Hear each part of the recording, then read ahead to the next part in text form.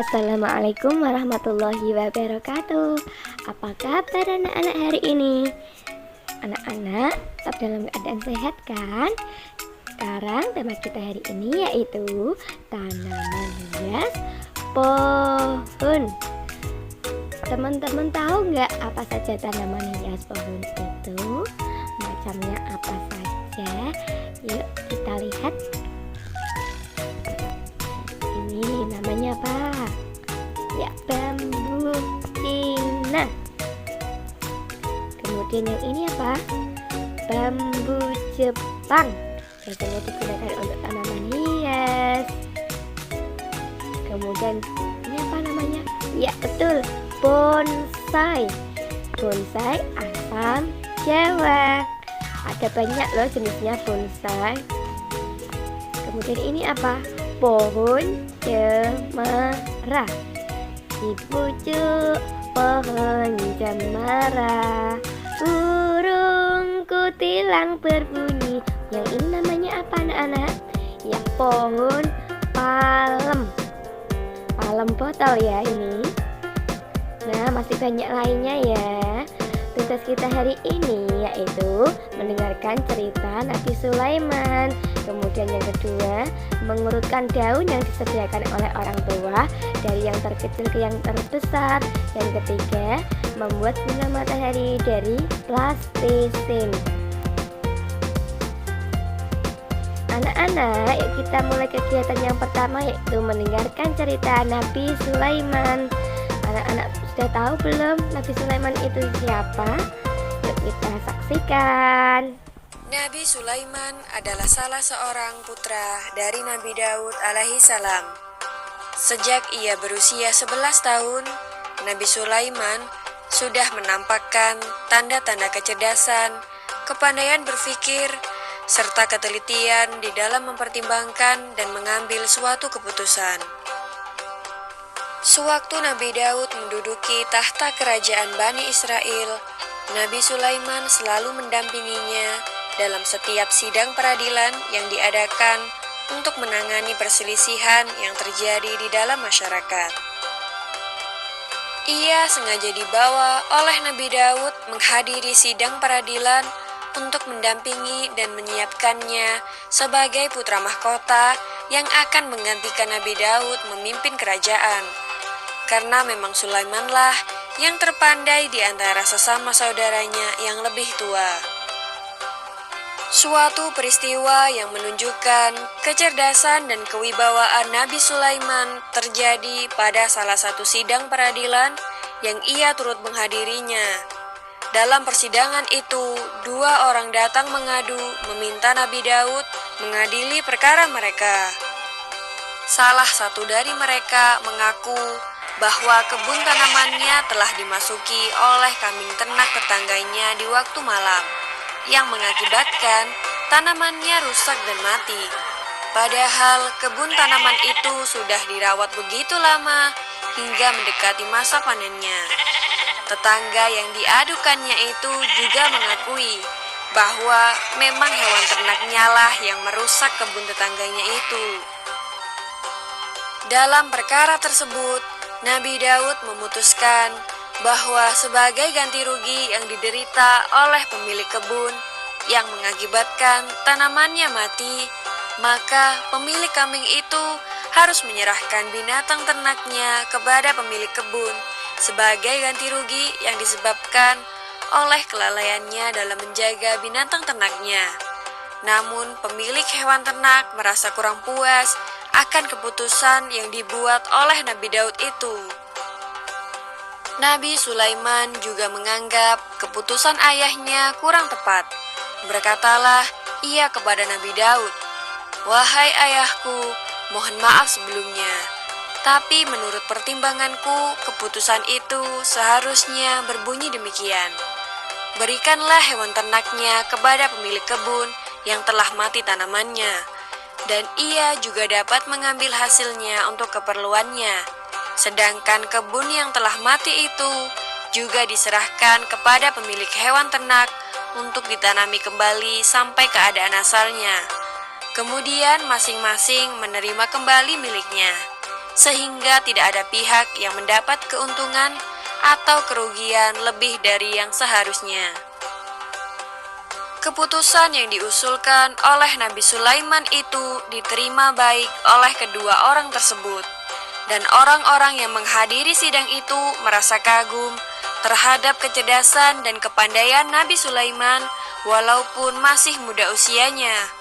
Tapi ia telah menunjukkan kematangan berpikir dan keberanian mengeluarkan pendapat walaupun tidak sesuai dengan pendapat ayahnya. Demikianlah kisah Nabi Sulaiman alaihissalam yang adil dan bijaksana sejak kecil.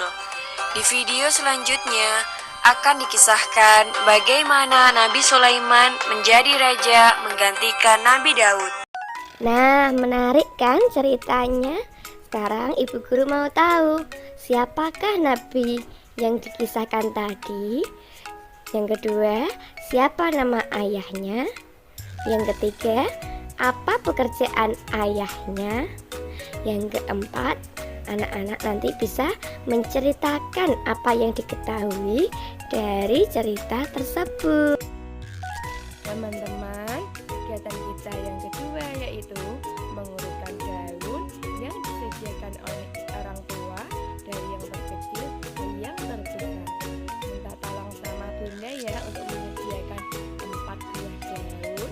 Nanti anak-anak mengurutkannya dari yang terkecil. Kemudian minta bantuannya bunda juga untuk memvideokannya. Ini contohnya mengurutkan daun, ada dari yang terkecil ke yang terbesar. 1, 2, 3, 4. Seperti ini ya caranya mengurutkan.